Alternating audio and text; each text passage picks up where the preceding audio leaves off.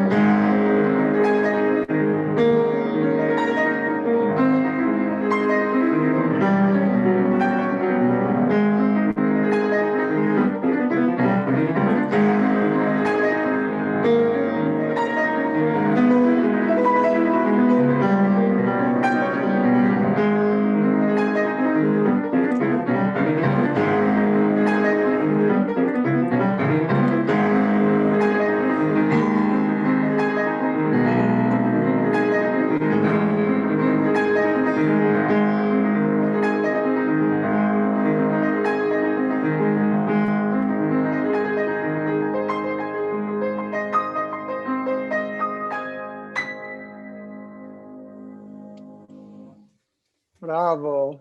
Wow. So Arsentiy, so how is it that you got into music? Are your parents musicians, or did you hear people singing when you were young? Tell us about your first musical experiences. I was born in rural Russia. It's a very little place south in the south border with Ukraine.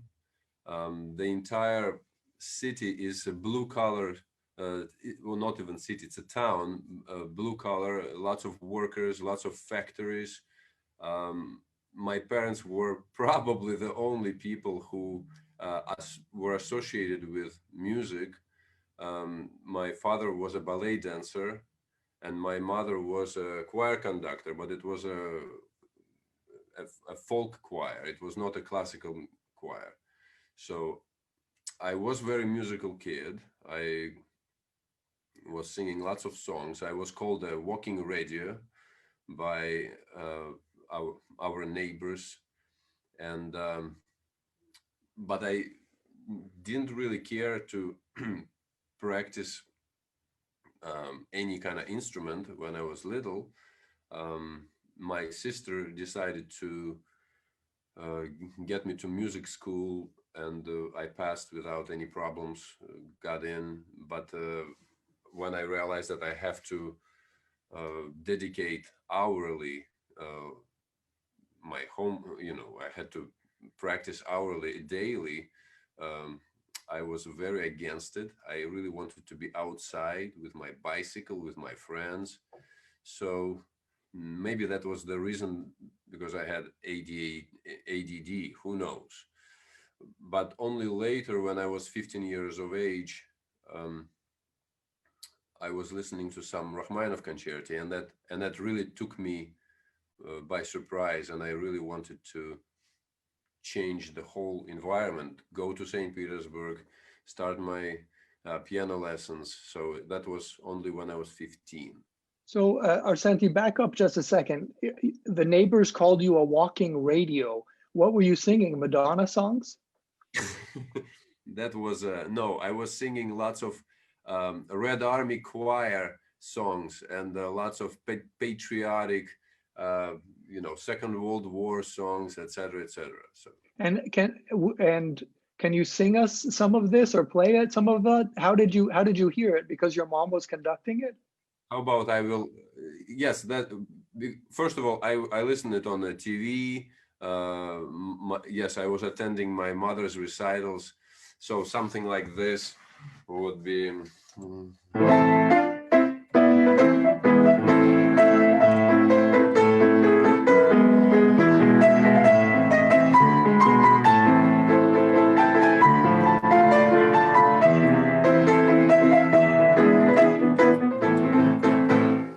So So something in that in that realm. fantastic, fantastic.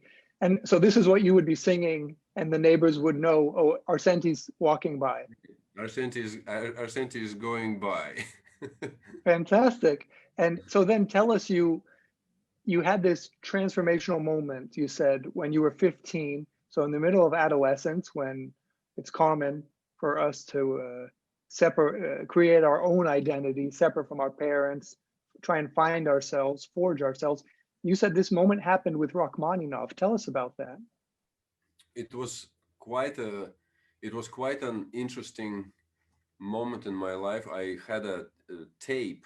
My father had a tape of Rachmaninoff's second piano concerto, and I just decided to put it in my Walkman, and I actually listened it during the night. And those first 3 minutes of it was unbelievable. I mean, it was almost like a physical experience. You're Uh, alone in your bedroom and you're listening to this in the dark, right. 15-year-old boy, and this grabbed you. Absolutely. Yes. That's what it was. It grabbed me instantly. I felt like there's a totally different world that is parallel to ours, and it interested me much more than what I had around me. And so I just realized, okay, I want to be a concert pianist. I want to be in the middle of that music. Well, it was, of course, at that age, it was only I, you know, like a very narcissistic way, but it was a it was a stimulus for me to just get to St. Petersburg and start my career. So would you play for us some of those moments that grabbed you so strongly? Yes.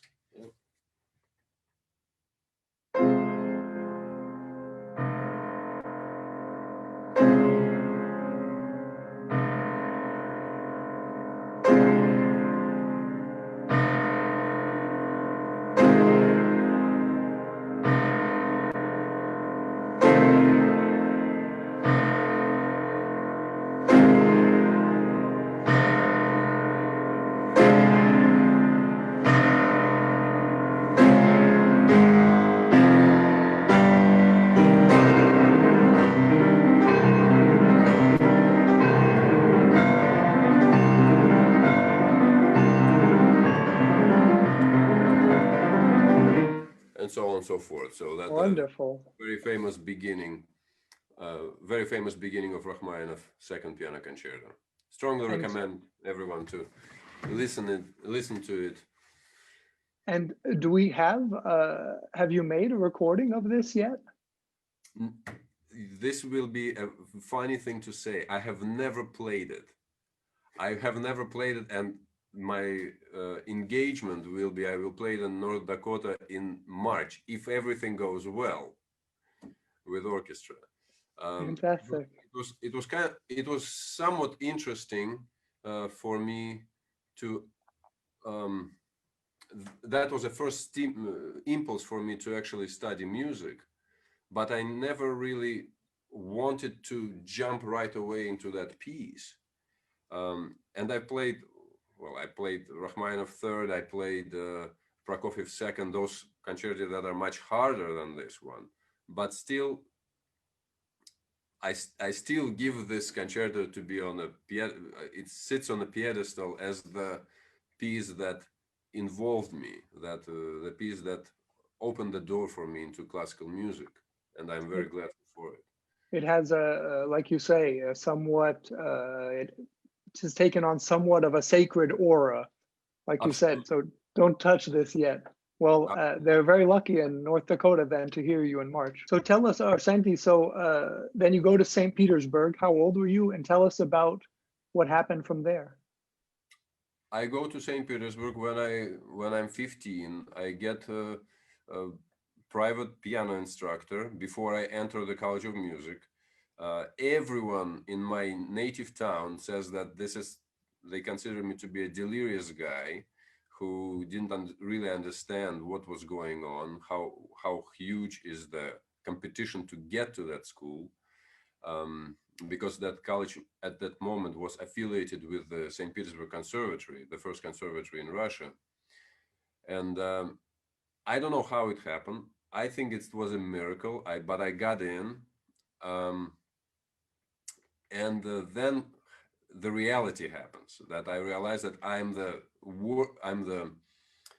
weakest student in my grade, and I disappointed, of course, my professor right away, because he didn't really know what to do with me. He realized that, oh, I took somebody who never had any experience in performing, and so I pretty much was learning everything by myself. I was watching how people play, I was listening to music, I was reading books. So it was actually a self-taught process. Yet, of course, I could go into those walls and to experience that music that was going around me. And that's actually the time when I realized that I possess something extra, which is the music improvisation, because I still could not, my musical memory for the text was not great, but instead of just stopping like in the paralysis in the middle of the performance, I would just snap into improvising at the moment. So before we get into improvisation, I want to ask you on a personal level, you're from, like you said, what may be considered the middle of nowhere, and you get to St. Petersburg. I mean, one of the, I mean, arguably the most important city, along with Moscow in Russia. You're 15 years old in the middle of adolescence. And how did you feel? I mean, and I take it you did not have many piano lessons. The other students, they had already been studying for a long time, performing for a long time. Like I said, did you make friends? How did you feel? How was your life then? Um, well, honestly, St. Petersburg is a very cold city in both regards of the climate, but also in the this social relationships. So and pianists if we can consider, or if we uh, compare pianists to other instrumentalists, for example, like violins, that they sit in orchestra, they are sociable creatures. They talk to each other, they go to the same classes, for example, like orchestra. Pianists, in most cases, they sit in their practice room and practice. We are solitary creatures. So I wouldn't say that I had lots of friends. I mean, yes, I had some friends, or just pals, but my only friend was the instrument that I wanted to crack the code how to play on. So So in other words, you really, you had a mission. You were on a mission, that same mission that Rachmaninoff's Second Concerto revealed to you when you were lying in your bed. So this friendship, those things weren't important, and you never thought, oh, I'd prefer to go back home and ride my bike and sing Soviet songs. You were saying, I've got to do this, and I'm going to do this. So it's, I mean, with a religious like it's zeal. yeah, absolutely. I was there working 24/7. It was not, my mission was not there just to stay in that city, or just not to. First of all, yes, I it would be my worst nightmare if I would go back to my town where I already did not feel like I belong. One thing, just culturally. Um, Second thing is that I adore St. Petersburg in as the city. It's we call it the Venice of the North. It has those canals and those beautiful buildings, and you feel like you're in the middle of the some kind of opera set, because everything looks like it's like everything is special. Um, but music wise, um, I I was pretty much on my own. I was sitting in the practice room from morning to night. I tried to catch up with my peers, and so I mean, I remember my first grade. I had pretty bad grade from sight reading. My last year in the college, I was the best in sight reading. That big huge exam of sight reading where we had to sight read the quintet right on stage. We would get the music and we would just play already with instrumentalists. So wow. So you and really you you knew what you wanted, and then you got it. In 3 years, you were already performing with orchestras. So what was it like when you started to get this success? Then I mean, obviously, you felt like you deserved it, I imagine. But how was it then when you got on stage? It was a stepping stone, or did you feel like you had arrived? I was so concentrated on the result that I was trying to deliver to the audience that I never had those sentimental thoughts. Oh, I'm here on finally on the stage and I'm in the center of attention. No, that thing just kind of disappeared as I was more involved with music. Now I was not the center of attention of imagining that I'm there in the middle of the hall. No, the center of attention was first of all music, whatever I played, or the composer's thoughts. That took the part of the attention, and I'm glad it still is being held there, as the main thing. And what you say just before we move on, this about not being the center of attention, was this a Soviet era thought, or was it about a romantic thought, or is it part about that community instead of being a star? Where did that come from, do you think? I think it's all part of the question. Yes, in Soviet Union we had this and I would find it silly that we had pianist number one, pianist number two. You know, we had the best. Oh, this one is the best. This one is second best. It's. I think it's pretty funny and silly. We had Richter as number one, Gill as number two, and it's ridiculous. And in general, that maybe considering myself as the center of the world it's in general maybe 15-year-old thinking.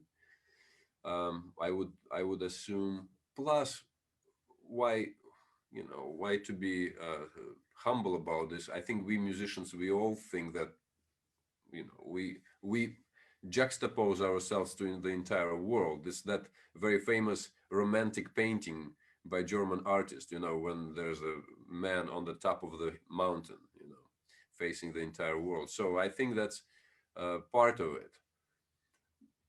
Wonderful. So that painting, I believe you're talking about Friedrich Caspar David, I think is the name. Wonderful. So thank you very much for this introductory conversation. I hear that you have another music selection for us. Yes. How about I play something and then I will explain what I did, okay?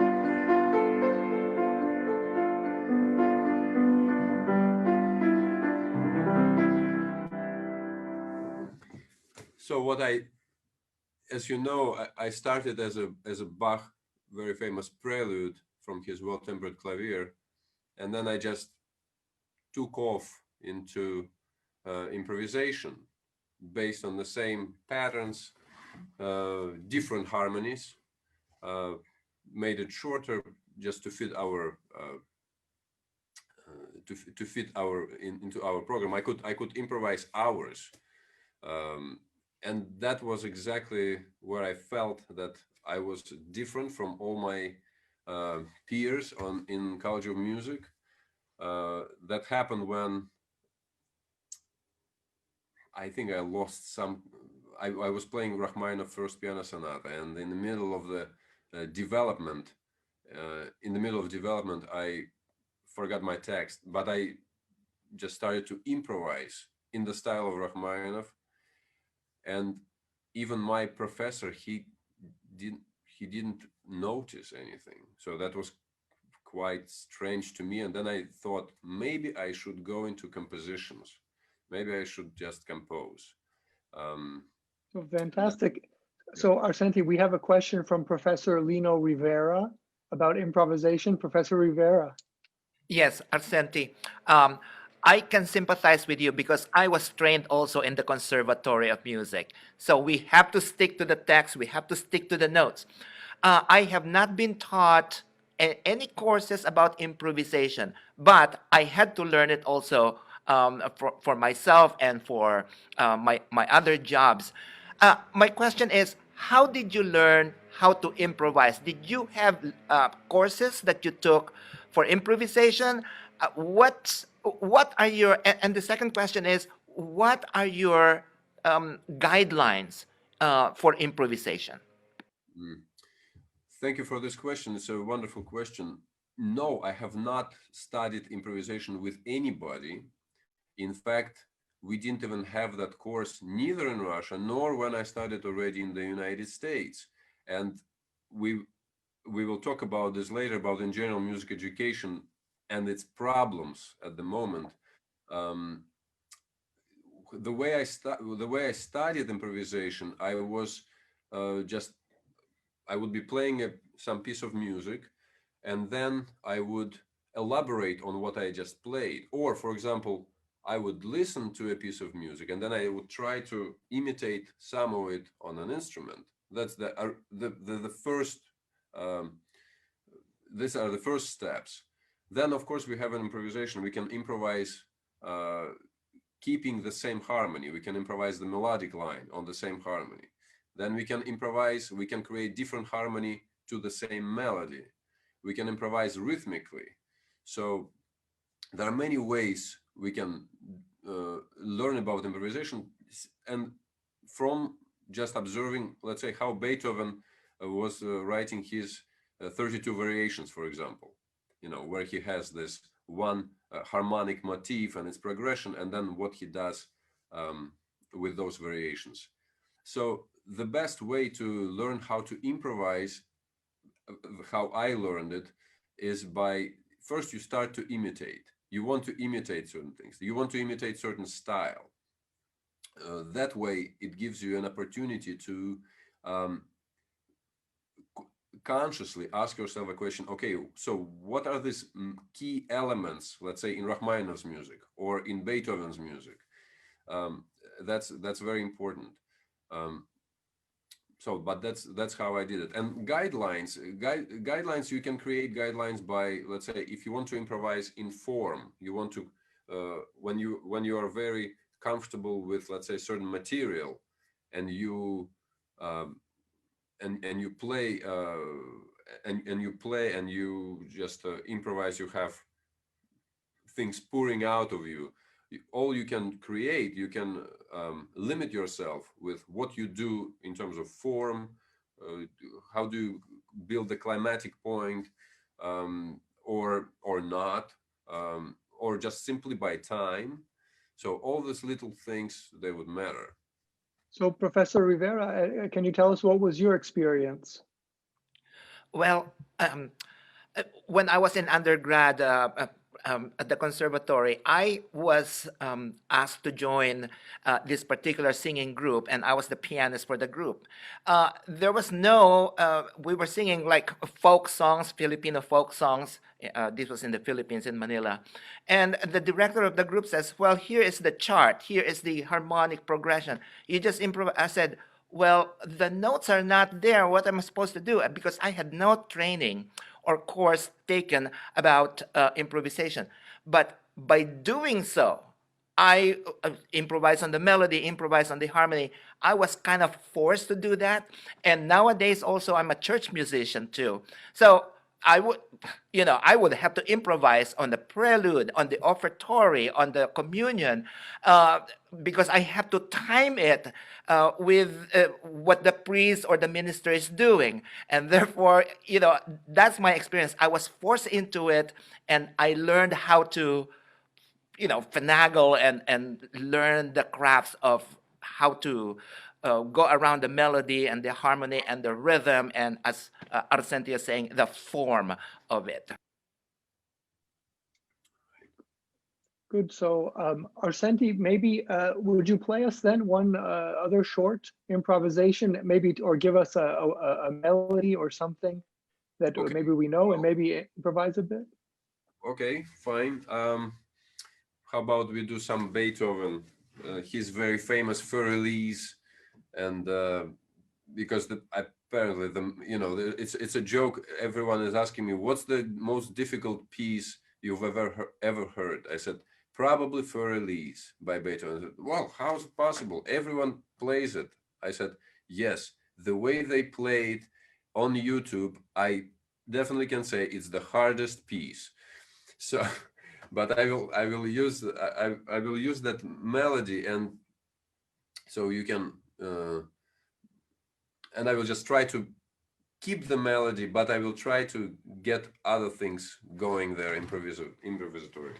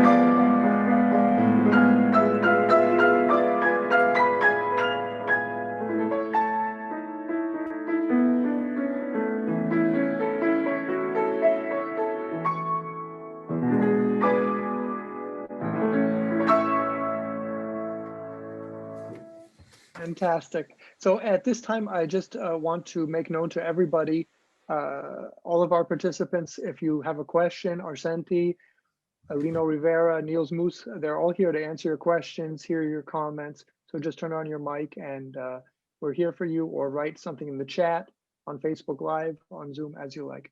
So arsentiy, in other words, what I'm getting from you and from Professor LINO RIVERA is it's kind of a game. It's kind of a challenge, like playing chess or solving a puzzle. It's something that, like a language, I mean, that you work at, and you walk many miles in order to get there. Is that how it is then? Yes, well, that's what I would consider. It's a perfect possession of the music as the language, because you don't just play thoughts by somebody else.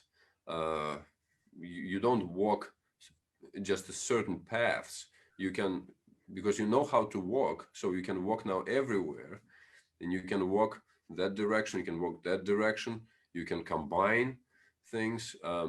This is actually, your understanding of music is much more coherent, because you now understand that these are not notes. These are just the same, like in language, you have phrases, you have sentences, you have paragraphs, and you have words, and you can say, I go to New York, or you can say, I go to New York, you know, so this is all very important. Fantastic. So do you, in other words, now knowing that, you know, you are an accomplished pianist, you are the one now calling the shots, how do you teach improvisation? Is this a course that you offer? I do have a private students, class of private students, where it is important. I insist that they improvise. I give them a main guidelines, pretty much by saying, okay, so let's say they learn a scale, C major scale. I said, so how else can you play that scale so we can have, so it can sound different? And they start doing this. Just the same scale. This is already a path for improvisation. And they're just simple elements like scale, arpeggio, that chord, etc., etc. And by the way, I might surprise you by saying that there are so many similar. Music is like a recycle bin. So if we listen to Rachmaninoff, there's something of Tchaikovsky. If we listen to Tchaikovsky, there's something from Schumann. If we listen to Schumann, there's something from Beethoven. If we listen to Beethoven, something from Mozart and Bach, and etc., etc. And it's all that way. There are even, I would love to teach one subject which would be called stealing. Stravinsky one time said the good composer borrows, great composer steals. And that is important. It's not well. It is important to just understand that music is this kind of hub where you just connect to.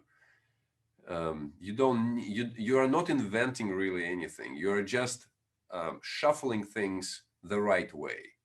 Okay, Fantastic. But because it already exists there. Okay? So what an inspiring viewpoint, and it really makes a lot of sense with this whole conversation we've had with you, how you began with singing Soviet songs, figuring them out on the piano, then the Rachmaninoff, and then solving problems your own way, like you said, by, okay, well, if the path is steep that way, I go a little bit that way and I do my own thing until I get everything back on track during the performance. If you had a memory lapse or something. So, an incredibly creative, one might even say musical way to solve problems. Yes, and exactly what I noticed is that there's only one thing that saved me from all my failures, and that is music. To just understand, even of course, we musicians, most of us, our approach to music is purely from tactile standpoint, we physical standpoint. But it's important to understand that this doesn't really matter. Instead of this instrument, there could be something other, there could be some other instrument, different. It could be my voice, it could be anything like that. But the idea is that to understand what you want to hear at the end, because if I know how I want it to hear, how it's supposed to sound, I will make sure that I will adapt my technique, I will adapt the acoustics around me, I will adapt my comprehension, appreciation of the time, because music is the only art that requires time. Okay, so again, just like the painting of Friedrich Caspar David of the lone man overlooking the great earth from a mountaintop, like you said, it's the human, it's the individual, yes, who is the one who poses a question and answers a question. Precisely. So, and would you say the same about the printed music? The printed music is simply an inspiration, a muse, something that is there for you to take and create with? Yes. Well, I compose because I have certain ideas, and then I want those ideas to stay, because music is a very abstract type of art. We cannot hang it on the wall because music is gone, but it's something stays in our heads or in our soul, whatever we could comprehend. But what I found as a challenge is, how do I freeze that moment for somebody else maybe to enjoy or to appreciate my musical thought that I had. And so that was another realm that I immersed myself in, to understand how to write, how to communicate my ideas to some other performer. So that's why I started to compose and started to print music, whatever I had to compose. Fantastic. So I just want, before moving on, I wanted to bring in Professor Lino Rivera again, because I want to ask Professor Rivera, so what do you think the reception is to Arsentiy's way of teaching? Yes, I was about to just say and confirm and agree with Arsentiy about the great composers.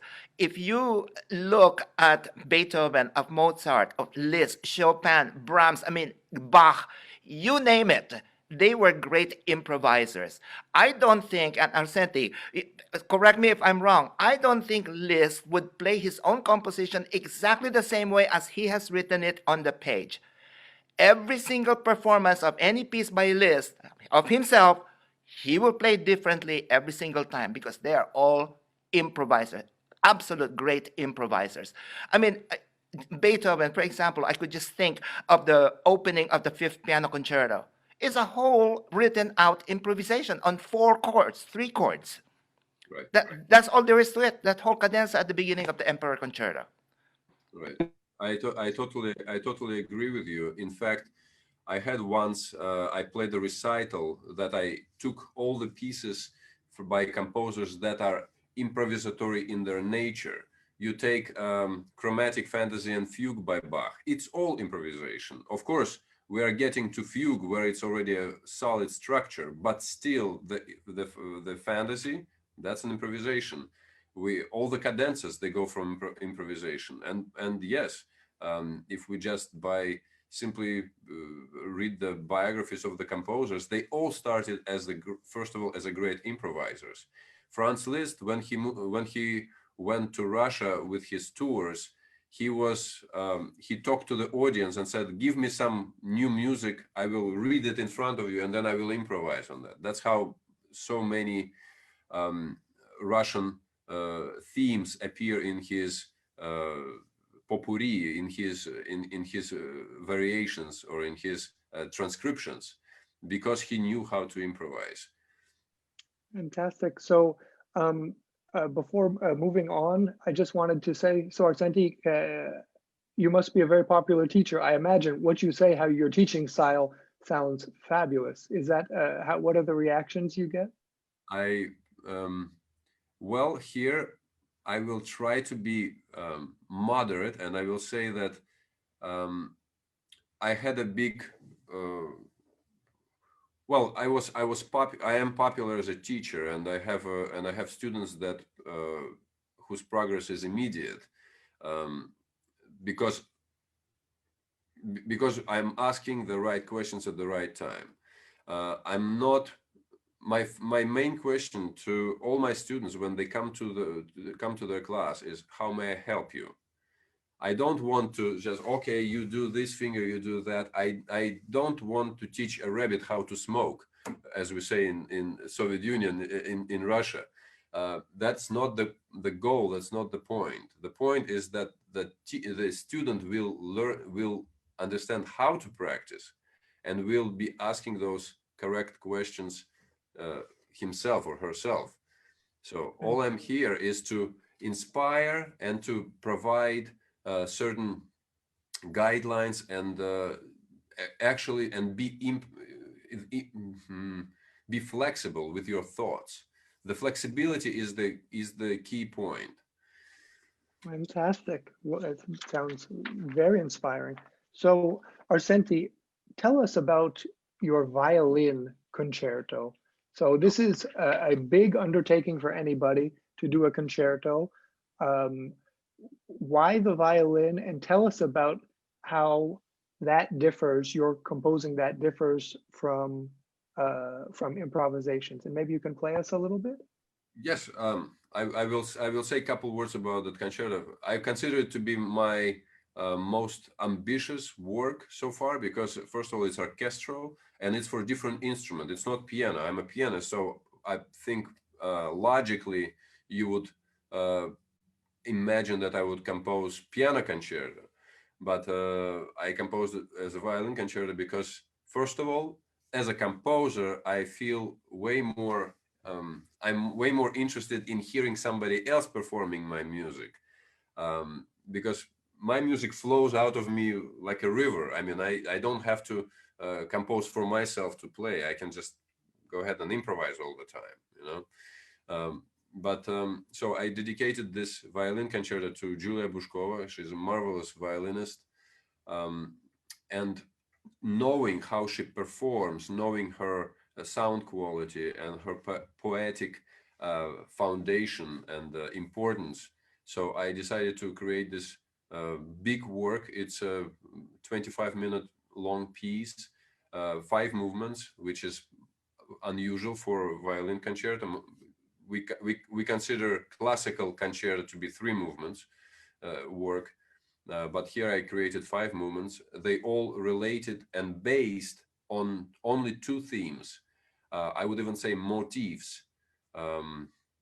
Again, I'm using this, it's called cyclical technique, where there are only 2 themes, but I manipulate them in every movement as they go. So sometimes the listener would not even comprehend that, oh, it's the same theme, but it will, because it will be having different character, maybe different tempo, etc., etc. So I would play for you a couple of those motifs on which the whole concerto is based.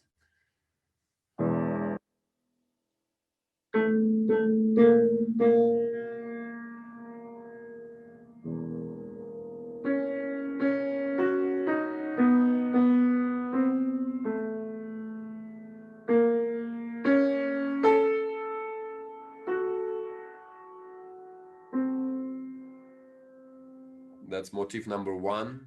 And the second motif,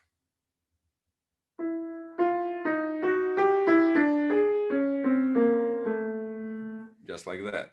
And so now I will play you a little bit from the third movement of this piece, where I'm using the main motif, but it's so twisted and different that you might not even recognize it.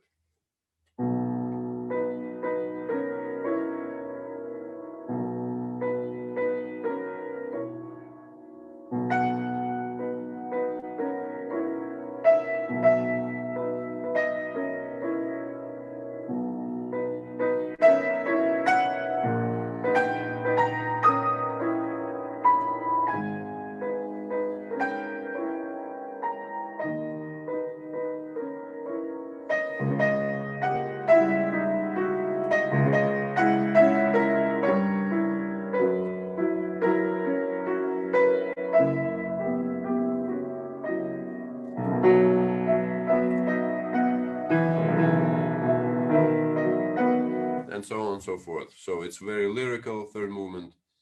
And if I may demonstrate a little more, are we good on time? For example, the last 5th movement that I labeled as reflection, because the concerto is called miroirs, which means mirrors.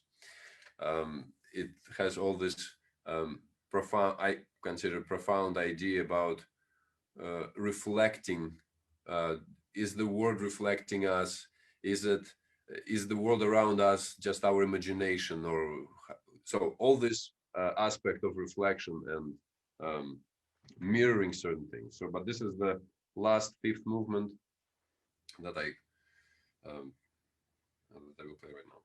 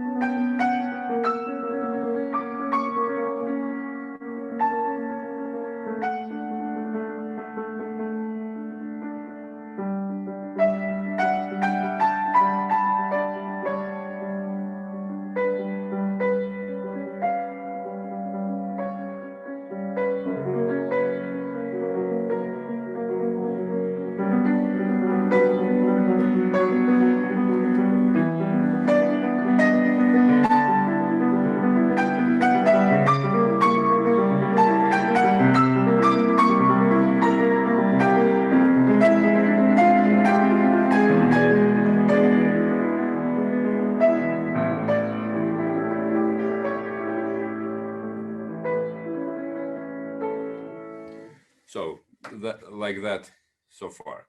Beautiful. But I do invite you to listen to it at least in violin piano version, because we have so far, with all pandemic, I hadn't had chance to premiere it yet with the orchestra. But so if you feel like listening with violin piano version, that you can do it on my you can go to my website and listen to it there.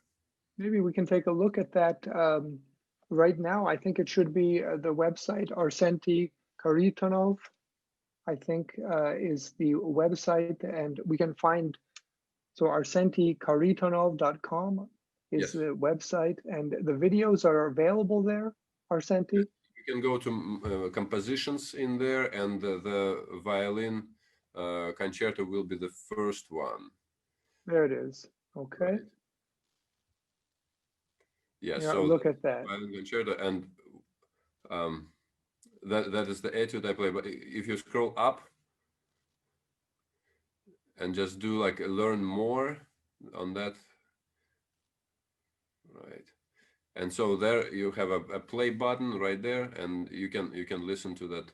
Wonderful. Fantastic. Okay, so we look forward to it. And so we can hear the whole thing in the piano violin version. Wonderful. Thank you for showing that to us. So we look forward to hearing that. And just one more question before we move on. So it's like you mentioned how the miroir was so much more introspective. And it seems like when you were confronted with that idea to write for a different instrument, also, like you said, your musical ideas completely changed. So much different than the etude you played for us at the very beginning of the show.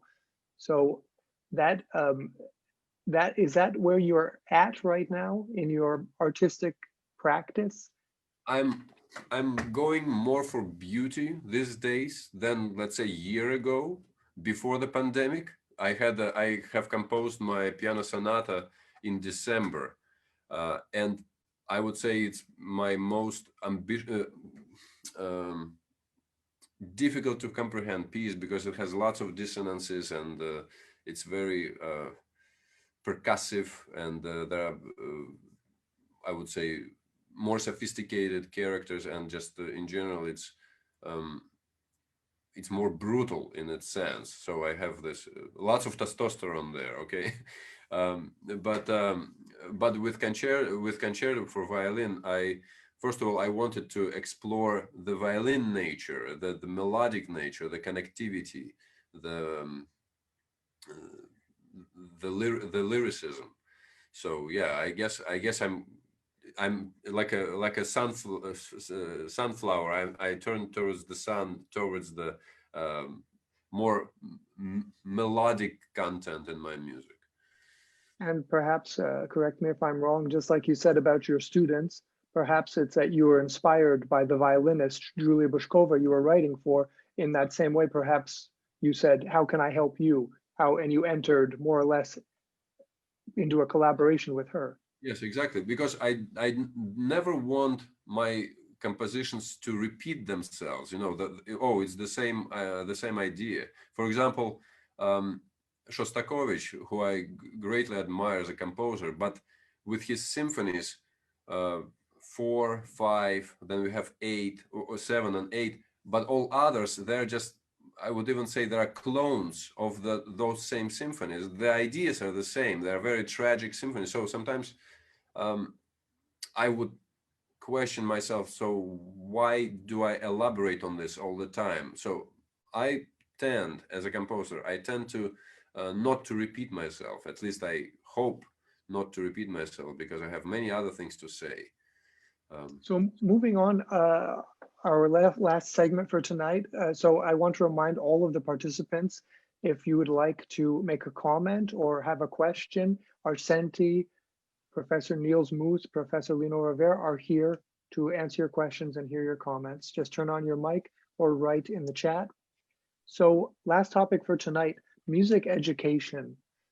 So Arsentiy, you are a doctor of music, but when I wrote it down to describe you, then you told me that you did not want to be considered a doctor because you felt like it did not actually explain what you do. Right. Tell us a little bit about what are your feelings, having been in St. Petersburg, having studied there, having studied in the United States, having become a doctor. Tell us about. So just what I said about when we talked about improvisation, for how come conservatories and music universities don't teach it at every university. For example, improvisation or composition. How come only let's say, if I get degree in composition, that's only when I compose? Why before every pianist we can think of, Rachmaninoff, Scriabin. Scriabin, for example, finished Moscow Conservatory as a pianist. He didn't have this official title of composer in his degree. Nonetheless, he's one of the most prolific Russian composers. The same thing about so somehow today this official paper that you receive matters more than what you really do. That bothers me in a sense, because my good friend once said, so what all this music education is for? You have in Russia, for example, you have 7 years in School of Music, 4 years in the College of Music, 5 years in the Conservatory, 3 years in aspirantura or master's degree, then doctoral degree. And then when you're on the stage and your part flies off with the wind, the concert is over. You can't do anything. So the problem of the music degree is that somehow the whole world accepted this Paris Conservatoire model, that you have to be very proficient in your playing notes, you have to be very clean, you have to be very virtuosic, which is, I think that's important, true. But what are with other disciplines, you know, compositions, being able to write any fugue, for example, being able to create an arrangement or transcription, being able to improvise. Where did that go? You know, if before composers knew, not even composers, performers knew how to interpret certain music stylistically, and composers didn't really care. Look at Bach's compositions. He never put any dots or phrases or anything like that, because he knew that people knew how to read his music, knew how to read that style, knew how to comprehend this matter of notes in a coherent language-like way of playing. That today composers, in many cases, they will write you everything they want about every little dot on a paper. Is it because composers are being more obsessive, or is it because performers don't have any imagination? I really don't know. And I consider music education to be, in a sense, it's in a dead end, because if we look everywhere these days, there are so many performers, good performers, with all the Asian kids coming in and adapting to this Western music and wanting to play Brahms and Chopin and Liszt, and they are amazing performers, you know. But at the same time, there are less and less audience in the halls. So maybe instead, music education should actually turn a little bit away from the performer towards the listener and educate the listeners. Why don't we do that? What we do instead is that there are some performers, they flirt with their audience.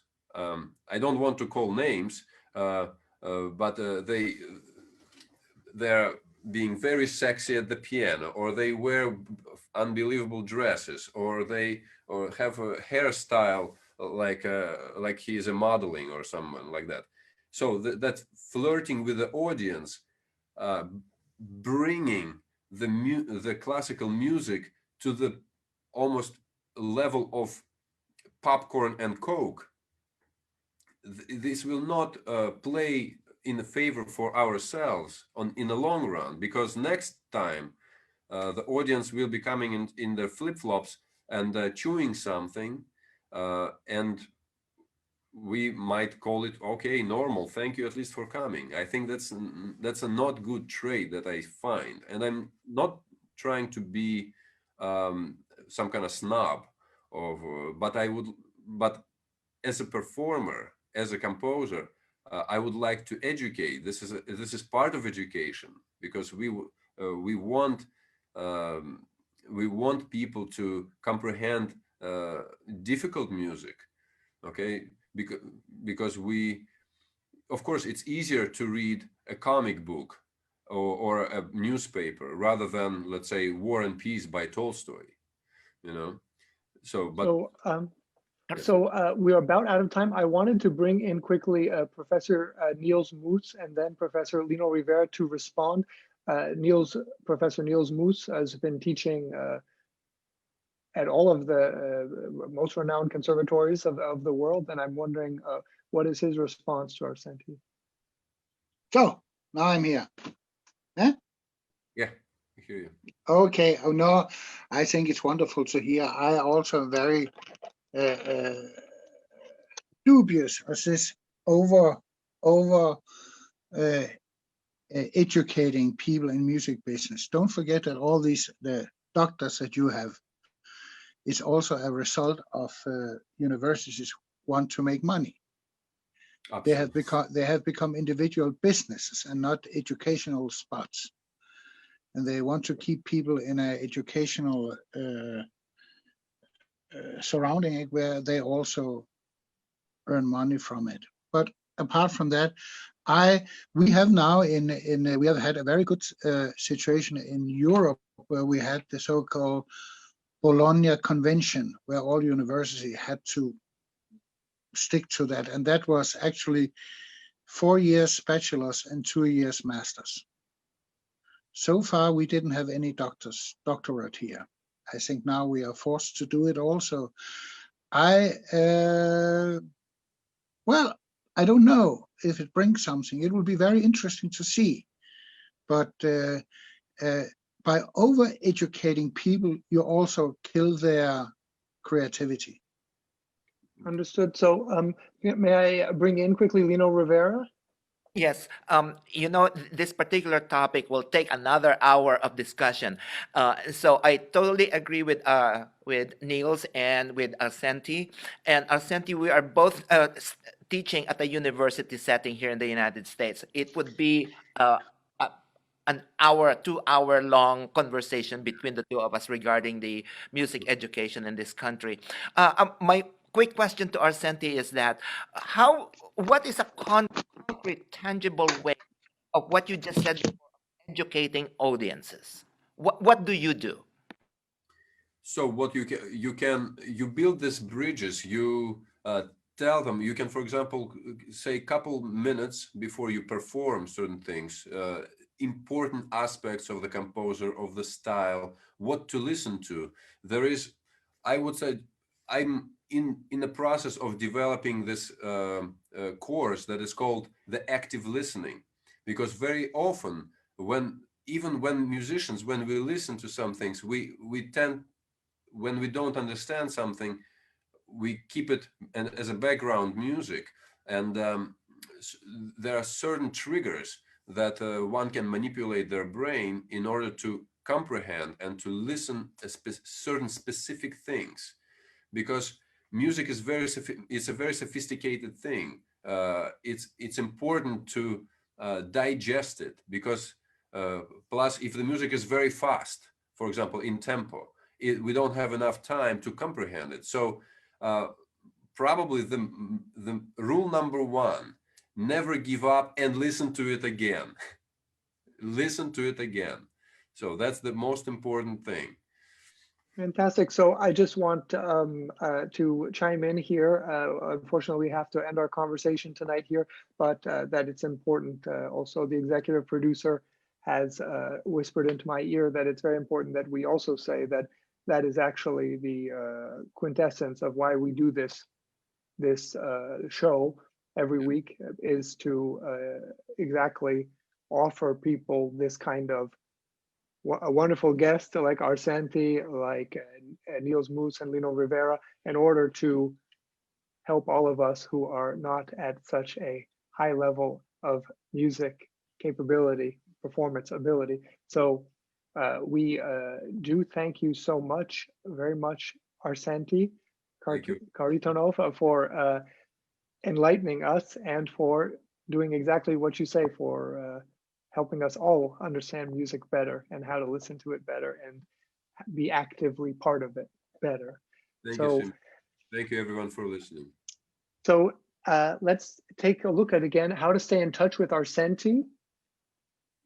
His website, there we have webpage, Instagram, Facebook, YouTube. So we all have our homework cut out for us to take a look at all of those. And arsentiy, it's okay if people can contact you also, like you said. Absolutely. On my How do we get- website, you can contact me. There's a contact form, or my email is quite simple. It's my first name, arsentiy@gmail.com. You can contact me there as well. Want to contact? There it is. Okay, perfect. And so if people want to know about improvisation or about how to take lessons with you, if they are able to apply for your class, or I don't, however it works, then we can contact you that way. That's wonderful. Thank you for your availability. Thank you, SIMEON. Wonderful. So next week we have coming up Niall Kishtani, Why We Should All Become Economists, and ASAP. Economics is a relatively unknown and slightly terrifying field. Logically, that makes economists relatively unknown and slightly terrifying people, but it doesn't have to be that way. The field is as multifaceted as any other, and the people who busy themselves with it are no different from anyone else. Like the renowned saying goes, they, quote, put their pants on just like the rest of us, one leg at a time. When you think about it, already today, each of us can use economics to solve the pressing global issues of the day. Take, for example, if you drink 1 bottle of wine a day, note, not recommended by the editors of this article, you will have to plan on buying 7 bottles, or 1 for each day of the week. Multiply that by 52, and you are sure to have enough wine to satisfy your thirst for 1 year. Multiply that number of bottles by 7 billion, and the entire world can toast with you on any given day. Nevertheless, the quote marginal cost per bottle and the quote externalities of 7 billion drunk people partying 24/7 don't need to enter into the calculation yet. Joking aside, Niall Kishtani, whose outstanding book on the history of economics ended up on the reading list of the world's decision makers after being reviewed in Foreign Affairs magazine, is here to convince us of why economics is relevant to all of us and why we all need to consider ourselves practicing economists ASAP. Come welcome Niall to our show. So that's next Wednesday. So once again, thank you very much, arsentiy. Thanks very much to Professor Lino Rivera. Thanks to Professor Niels Moos, to our superhero production team, and of course, especially to you, our participants, without whom none of this would be worthwhile. From Vienna, Austria, from Denton, Texas, from the Bay Area, California, goodbye and see you next week. Bye-bye.